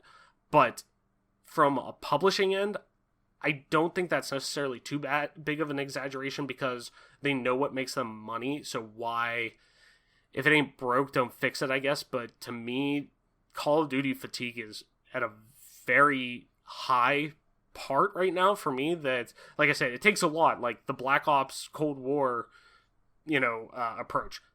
That it takes something like that to at least have me interested in it somewhat. Like, sure. Outside of that, like, I don't really fucking care about Call of Duty. The last one I physically went out and made sure I bought, and not just on a whim, was Ghost. Because that was the only game literally out, for the most part, that wasn't Madden whenever I bought my Xbox One. So, right. Outside of that, meh. And Sekiro, but I don't look at that necessarily. I look at that more as a From Software developed game than an Activision published game. So, I would give them, honestly, like, a 65. And I think that's generous, like, including... You know what? No, I'll take that back. Sekiro bumps it up to a 70 because they were smart enough to at least know that they wanted to go and partner with From Software, knowing how critically acclaimed they are as a developer. So I'm going to go with a 70, a low, like a C minus, because of really being propped up by their remakes and going and partnering with From Software and being smart enough with that. So what do you think? I mean, personally, it's tough. You kind of want to be critical of them. I mean, definitely as a developer, like as a development studio, you want to be critical. Mm-hmm. But they did bring us, like you said, all the remakes that are, really, really stellar. Mm-hmm. But the fact that they just keep beating the dead horse with COD and everything, it is tough to get past. Mm-hmm. I would say personally, I would give them actually, like, I don't. It's tough. I'll give them an 80 just because of the fact that they are dedicated to getting the right people to do good remakes. Mm-hmm. But for their own games, it's tough. But mm-hmm. I'm willing to go out on a limb and give them I'll give them a 78. I don't want to go as high as an 80, but I will go up to a 78 for them. Okay, 78. I know. I don't really like 74%. We're looking at, so like it's tough. It's tough for me to ignore. It's tough for me to ignore how good their Call of Duty esports do and things like that. Oh yeah, how they support that. So yeah, and that is big. Like, to be quite honest, both you and I big fans of esports, and we're big people in wanting to push esports and, I don't want to even say validate, because fucking esports doesn't need to be validated. Look at the fucking cash they bring in and look at the viewers they get. Like, esports doesn't fucking need that. That's a whole other conversation we could have. But, to me, I'm looking at them as more of, hey, this is the games they're producing, not the events and not the externalities, I guess, because the COD World League is fucking awesome, and they're partnering with the right people. Michael B. Jordan is an investor now. There was somebody else. There was another big celebrity name that I was like, that's super smart, if you ask me. Granted, I don't think it'll ever pull international numbers like CSGO and League and stuff like that, but at least with the North American audience, it's good to have a franchise, like an actual franchised model like we're seeing with Overwatch, that's copying and actually bringing in, a traditional North American pro sports franchise model. And I think that's important for esports. So Activision's a weird nut to crack a little bit, in my opinion. Definitely, for sure. But it's hard to pinpoint. But one I feel pretty confident about how we're both going to feel about this is EA. So let's just take a look at EA for the past couple years here. Obviously, my game of the year last year, we'll start on a high note, Jedi Fallen Order, Star Wars Jedi Fallen Order, one of the best games, Star Wars games, hands down, period, if possibly the best, especially narrative driven. But my game of the year last year I thought was excellent, and everyone should play it. It is in my opinion, if you own them, if you even remotely like Star Wars but enjoy just playing video games, it is a necessity to get for whatever console you have, because it's on everything minus Switch for the most part. But I'll rest my case. Every pro, besides the NBA, every professional sports team or sports league out there, NHL, FIFA, Madden. Then we get into Anthem. But then we have a high point in Apex Legends, which is arguably the number 2 battle royale out there in terms of longevity. It's hard to tell with Warzone right now, because I feel like Warzone and just COD multiplayer go so hand in hand still. And there's, like, they haven't branched out yet, I guess. Or at least completely. But then we have Battlefield. We also have The Sims, which is kind of like, I don't really think about. But then UFC. Even Battlefield 1 wasn't bad. But then we have Battlefront 2 with Star Wars and how they handled the Star Wars license deal for the most part. And then we kind of forget about there was Mass Effect 2 and that they handled the Mass Effect series. But this console generation, all they did was Mass Effect Andromeda. And while I've heard it's gotten better through some of the patches and whatnot that they put out, that was very vilified whenever that was launched. That game was looked at as dog shit for the most part. Right. And not a true Mass Effect game, which is looked at as still the first two Mass Effect games are looked at as some of the best Mass Effect, or some of the best video games of all time. Like, you will always see them in lists. A sleeper hit with Titanfall 2, which I champion a lot all the time, the single player at least. But outside of that, it's a lot of licensed projects. The Need for Speed franchise, though, like, they've dropped the ball consistently on that. I feel like talking about EA, who has all these IP that were at one point really strong, like Dragon Age, like Mass Effect, like Titanfall, but don't really do anything with because they look too much. I think they're the best example of looking far too much at a bottom line compared to looking at, okay, well, we need to find that balance of, we need to make money to support our developers, to support our studios, and support this business and keep making money so we can keep making games. But we also need to make sure the stuff that we're putting out is of substance and what people actually want to buy and spend their money on and actually invest in. Because, we've both talked about it before, that the sports games, like, could easily benefit, and I think would have less shit thrown on them if they've adopted more of a season pass model, in the sense of, like, hey, you're buying the base game, almost like they were going to do with the Rory McIlroy game.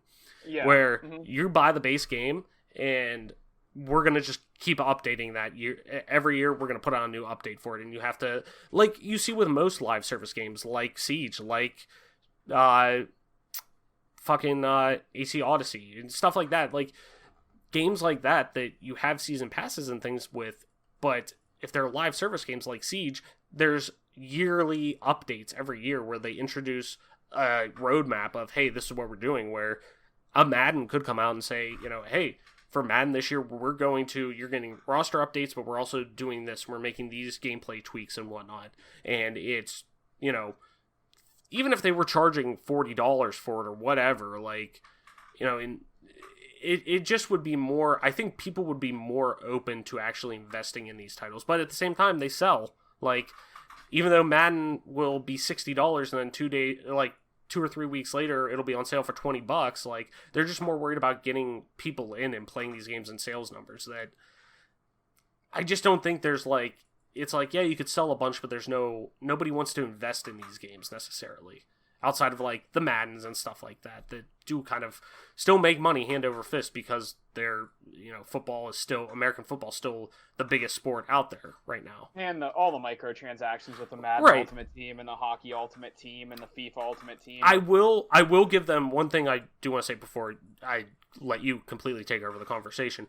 The one thing I do appreciate though at times about how they do that, at least they realize that with the microtransactions they make from a Madden, from an NHL, from a FIFA, from even an Apex and stuff like that, they use that at least at times to fund smaller projects like Sea of Solitude, like an Unraveled and Unraveled 2, like projects like that don't necessarily, like smaller, almost indie projects that they partner with their EA Origins, like I think that's what it still is, where they take on, indie developers and whatnot to help them fund their projects. At least they do use that at times for that, but outside of that, they are the most egregious publisher when it comes to microtransactions and just anything financially with their projects. But go ahead. I'm sorry, I didn't want to cut you off. But No, you're good. Basically, I mean, the only thing I'm really gonna say is like, then they also make Madden Ultimate Team and Hockey Ultimate Team and FIFA Ultimate Team their competitive platform, and I mean, it's just a total cop out to make money. So, I mean, for me, I don't have anything else to add. I don't want to say anything too crazy, so it's just easier for me to give them an F and move on. So, give me a percent. What are you thinking for a percent? I don't know. I just want to hear you say it. And we didn't even talk about Anthem. Because you don't really need to. There's nothing really to. I don't know. I won't even give. I'll give them a 45%. I won't even go as high as 50. Yeah, I was gonna say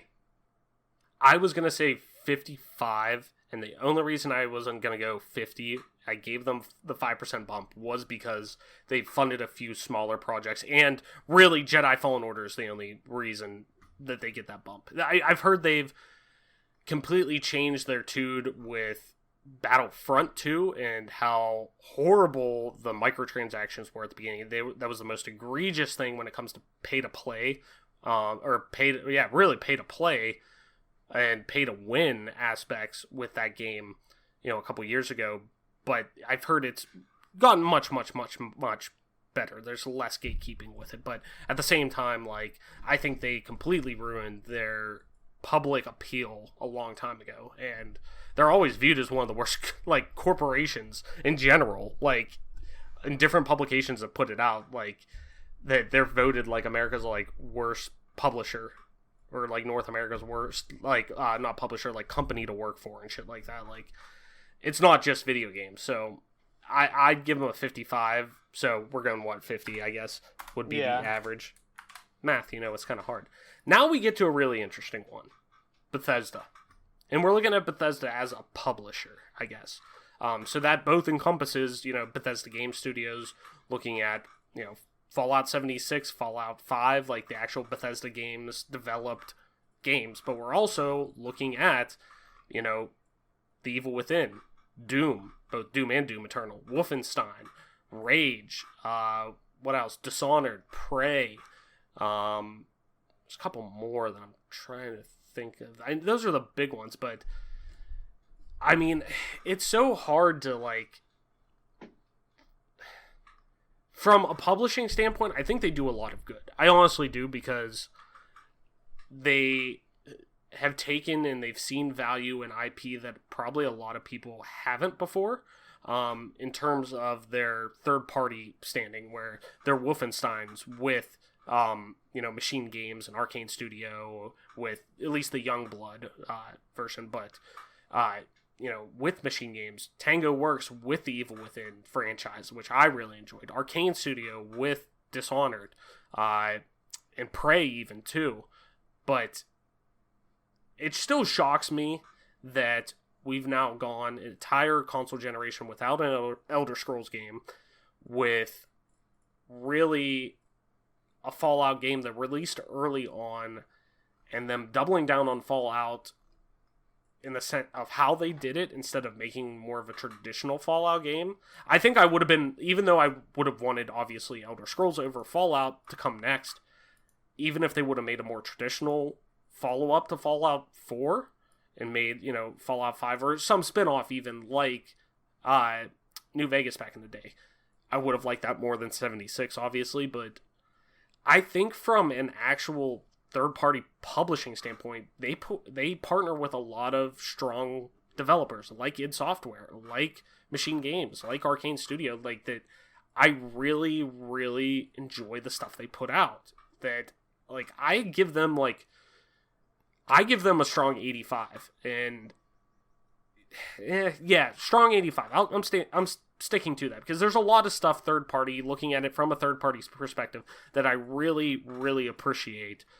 A lot of games that came out, really Rage 2 being the only one that didn't really necessarily hit. Quake Champions, if you want to even say that, but that's just still an ongoing early access game. I think it's still in early access, to be quite honest.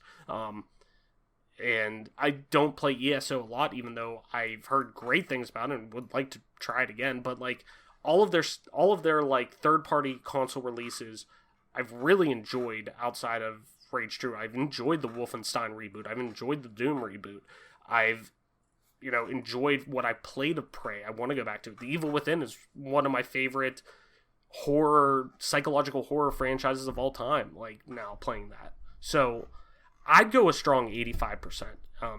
And that's keeping in mind with where the Elder Scrolls is right now, that I still feel like they have shown a really strong presence, even if it hasn't been from their own developed games. The developers they have partnered with, I felt, have had strong showings that, I think an 85 is okay to throw out there. I would have loved to thrown out if we would have had a strong Elder Scrolls, even with, like, say Skyrim came out this generation comparatively. Say they held did like 6 times. Well, yeah, you get what I'm saying though. Say they held Skyrim until this console generation. They waited 2 years or whatever. They let Oblivion ride it out. Go with the model of one Elder Scrolls game a year, kind of like Nintendo does with The Legend of Zelda and Mario for the most part.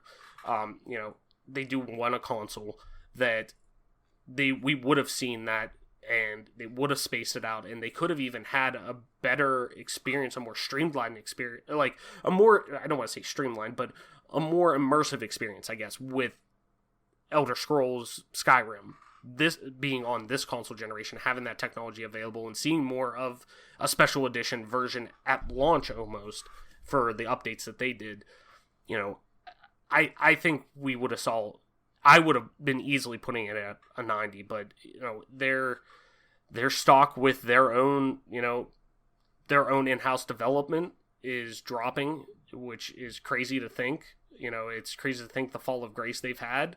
But I'm still excited for Elder Scrolls 6. I'm still excited for Starfield. I'm still excited for Deathloop and Ghostwire Tokyo and all these games that are coming from their partnered developers. But I'm still excited for their Bethesda Game Studio developed games. Like, it just cautiously optimistic, I guess. Right. So I'm going 85. What do you think? Bethesda for me, it's another one that's really hard for me to be objective and not have personal bias towards, because they did. It feels like they were riding the cash cow that was Fallout, and they kind of got into a scummy patch there. And Mm-hmm.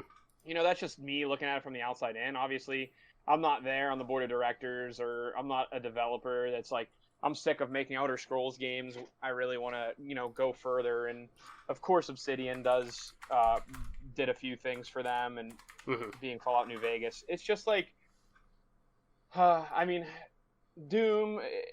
It's a situation where I won't go to 85. I'll go to 80. Mm-hmm. Just because of the lack of Elder Scrolls being there, and what they did with Fallout, it just wasn't enough for me. Mm-hmm. But that's just because I hold them to a very high standard, and I don't think they got there this generation. Yeah, I don't disagree. I may be connected with those games a little bit more, so that may be on me, but, there's still a lot of strong things with Bethesda that I'm still excited for. And like you said, I'm like you. I have a lot of personal connection with Bethesda. Elder Scrolls is one of my favorite game franchises of all time. As we always talk about, Oblivion's one of our favorite games of all time, and really I think is one of the best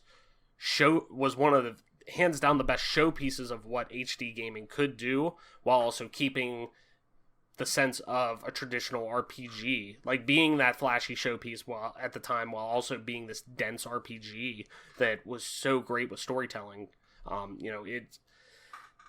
It's just tough to see. It's tough to be cautiously optimistic, I guess, at times with them. It's still, it's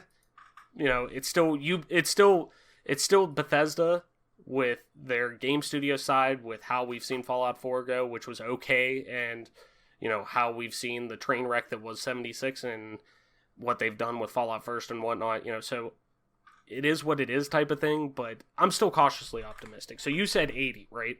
Yes. Okay, so we'll be at 82.5 for them.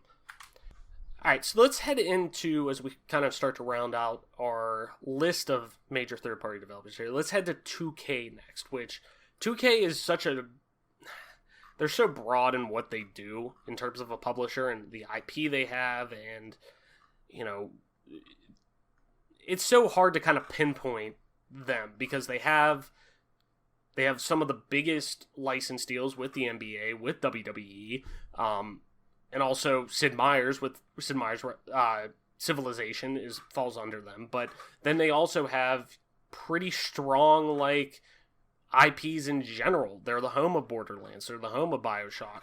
But then even have stinkers like Evolve that came out earlier in the generation that were dog shit that people fucking hated. So, and they also, too, I totally forget all the time, have XCOM, too. XCOM falls under them as well from a publishing standpoint, and Mafia. So they have a lot there.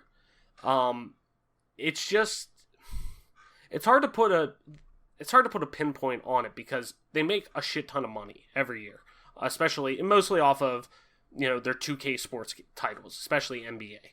But they have a lot of strong IP that sometimes I think just, they usually don't get the same, I don't want to say name recognition that, for good or bad, like an EA would get, or Ubisoft. They don't have a press conference each year. They don't have things like that. They just announce the stuff when they announce it, like Borderlands 3, and even revealing Borderlands 3 at a PAX, which is, still a huge, event every year, but traditionally a smaller fan event compared to an E3 or anything like that. So it's crazy. They have some of the biggest biggest franchises out there that people usually don't complain too much about, for the most part, outside of some egregious microtransactions at times that usually end up getting fixed a little bit with 2K or with NBA 2K and stuff like that. But they still have titles like XCOM, like Borderlands, like Mafia, like BioShock that people adore.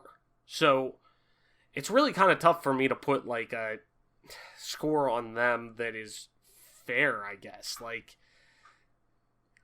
My gut says 75, Okay. because they've been kind of egregious with NBA 2K at times, but it's still the best simulation basketball experience that's out there.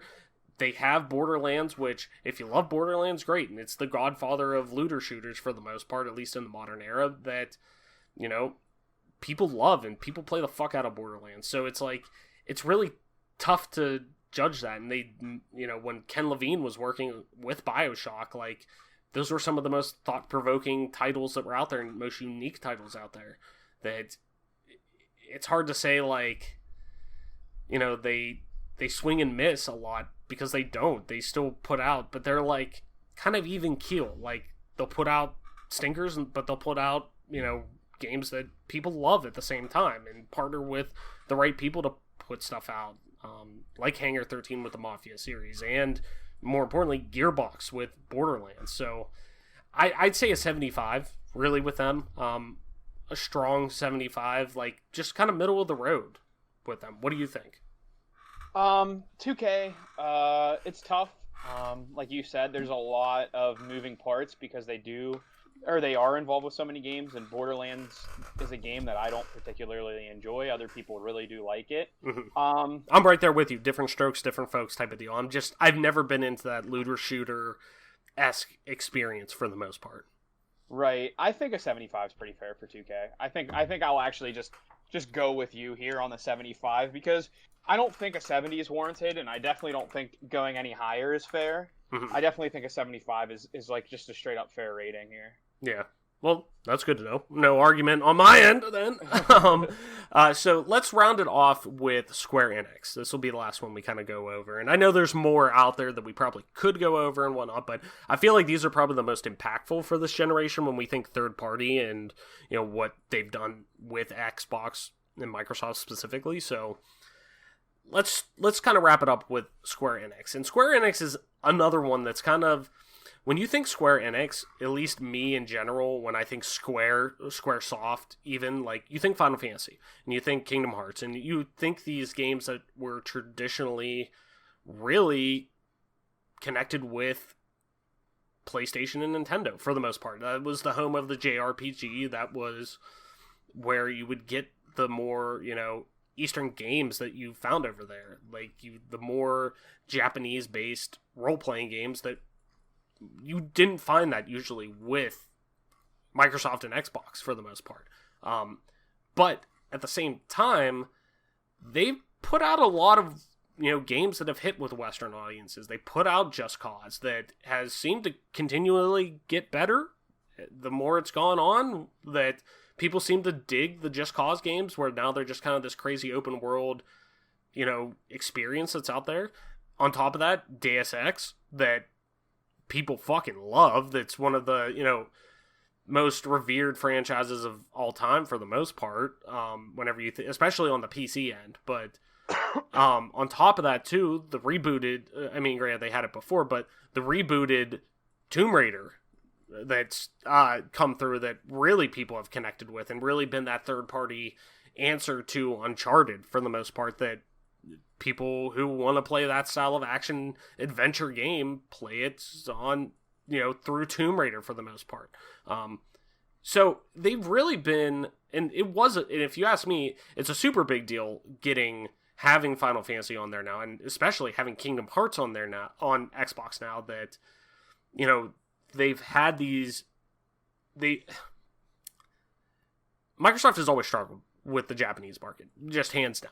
They've always struggled to gain that real traction, but since Phil Spencer took over, you've really seen them try saying, hey, we want to make sure we have more Final Fantasy experiences on Xbox and more JRPG experiences. And obviously this isn't connected with them, this is Sega, but like Phantasy Star Online and shit like that, where such huge moneymakers overseas are now finding their way onto Xbox and seeing that market that they've struggled with for so long finally come to Xbox. So, seeing games like that and getting Kingdom Hearts on there now with the, all of the games on there now, and bringing all the Final Fantasy experiences over here, and even to a game series that I love, and we're playing through the second one right now, Life is Strange, from Dontnod. Dontnod's fucking awesome. Them being able to find and partner with smaller developers like that to get more experiences like that out are huge. Like, even like IO Interactive with Hitman too. You know, Hitman's gone through a lot of changes over the years, and Square's kind of stuck with that IP for the most part and been able to kind of see it get to where it's at now. And while it kind of struggled with sales and whatnot with the episodic nature of it, I still think like a lot of people fucking like that game. Granted, they've also put out like dog shit, or published dog shit like The Fucking Quiet Man, which is like a meme at this point. Its Metacritic right now on PC, at least, is a 40. So That's pretty good. Yeah. If you've never seen the screen cap of the dude like running, and he goes to like stealth around this guy, but he like goes and like jumps on his head, and the guy like doesn't move, and it's just like really like horribly animated. So, but they do have games that I'm excited to see coming out at the same time. They have Babylon's Fall coming out. They have Marvelous Avengers coming out. Like, they're partnering with the right people, like Platinum Games and like Crystal Dynamics, and you know, and even too Dying Light. I totally forgot about Dying Light looking at this now too, but like Techland with Dying Light, like games that I'm excited to see coming out. So I'm actually much higher on them than I thought I would be. I was thinking I'd come in here and be like, Square Enix, meh, and give it a 70 and move on for the most part. I'd actually give them like an 80. Like, there's a lot of, the more I think about it, the more that they've gained traction on Xbox over the past generation and really started to ramp up in the partnerships that they've made with Xbox to bring more of their JRPGs on there and seem to have a sticking point now that there's so many Final Fantasy games available to fucking play on Xbox, like, and on Game Pass too, that like, there's no reason why people wouldn't look to Xbox to play these games. So like, for thinking or like foresight, I guess, with them, I definitely would feel comfortable giving them like an 80. Okay. So what do you think? I think that's pretty fair. I think Square Enix has done a really good job, like you said, kind of, this is thanks to, like you said, Phil Spencer. I think that they've done a really good job at trying to, make games that are popular on Xbox One.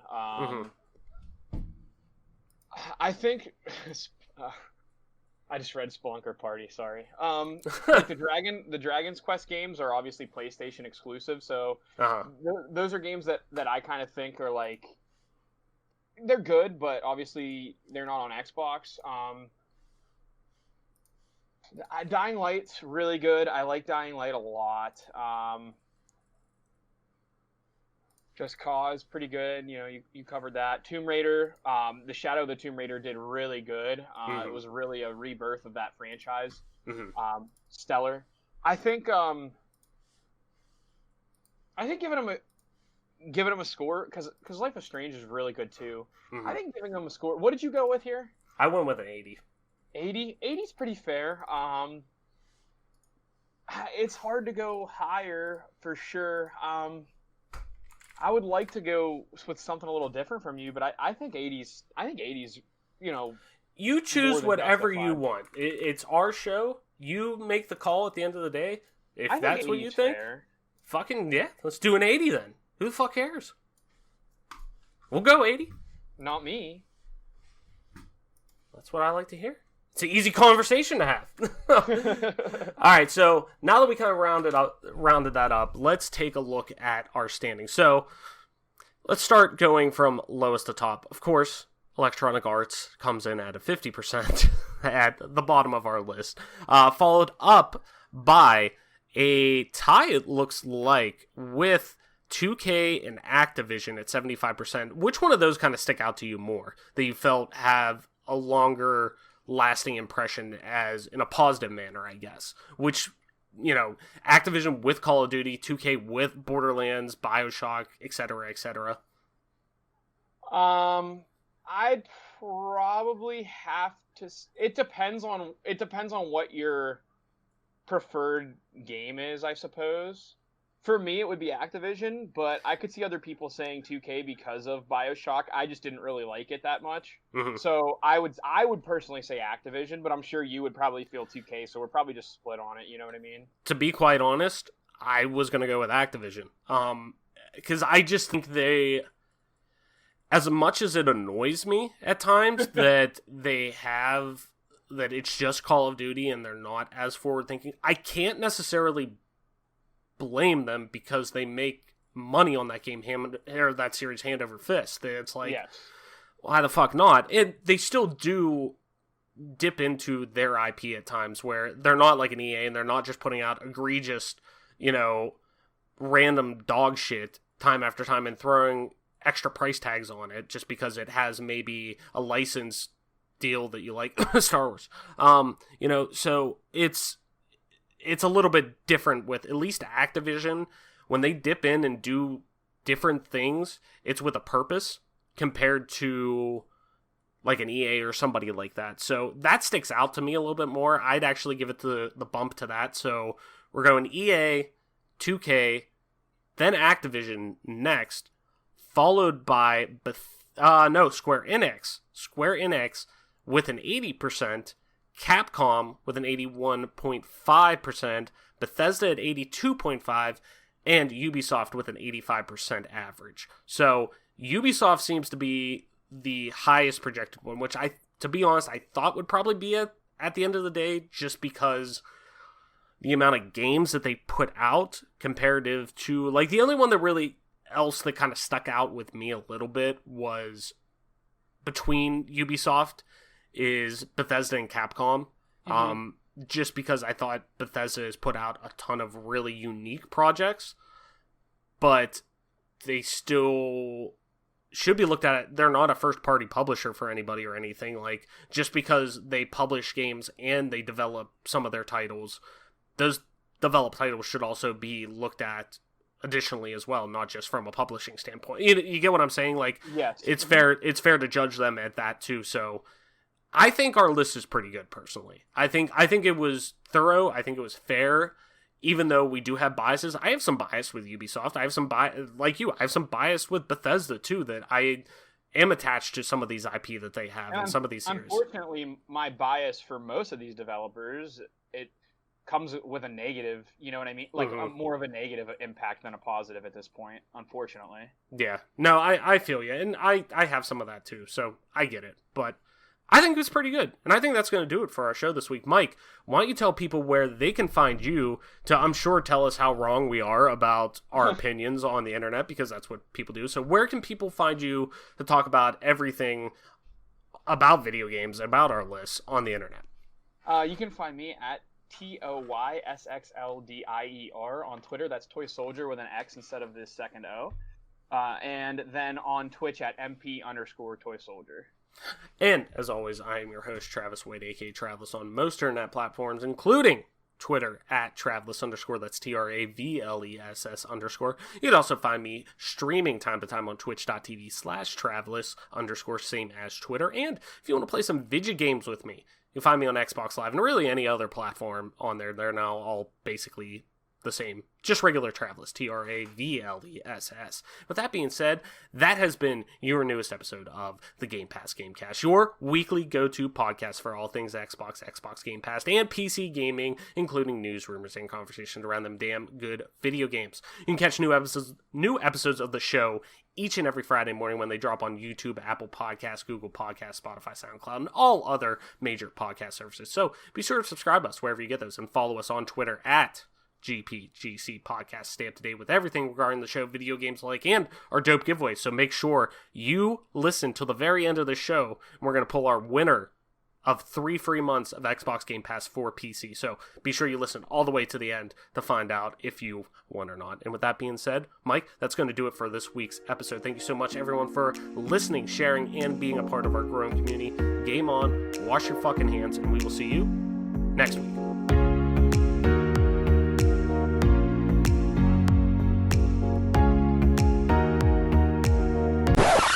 Alright, it's time to get someone hooked up with 3 free months of Xbox Game Pass for PC. So, if you follow us over on Twitter at GPGC Podcast, you may have noticed that we like to give some dope stuff away to our community for hanging out with us, and today is no exception. So, without further ado, the winner of 3 free months of Xbox Game Pass for PC is at Skylar_Runyon. Congrats on getting hooked up with some games on PC for the next few months while, we're all locked up quarantined. Now you have no excuse to play video games. It's like, well, I should be doing all that. No, now just go play video games because you got a fucking shit ton to play. So you're hooked up. So what you have to do now is simple. Reach out to us via DMs on Twitter at GPGC Podcast, and we'll get you hooked up with that code and right over to you. As always, thank you so much for everyone for checking out our show and really letting us into your lives every week to talk about the dope, nerdy stuff we love. It really does mean a lot to us, and I truly mean that. So, and if you're new to the channel and you didn't win, fun fact, we like to give a lot of stuff away. So make sure you keep listening each and every week to see what our next giveaway is so you can get hooked up next time. And with that being said, now the episode is officially over. Time's up. Let's roll, baby. Bye-bye. Okay, now the show is actually over. See you guys next week.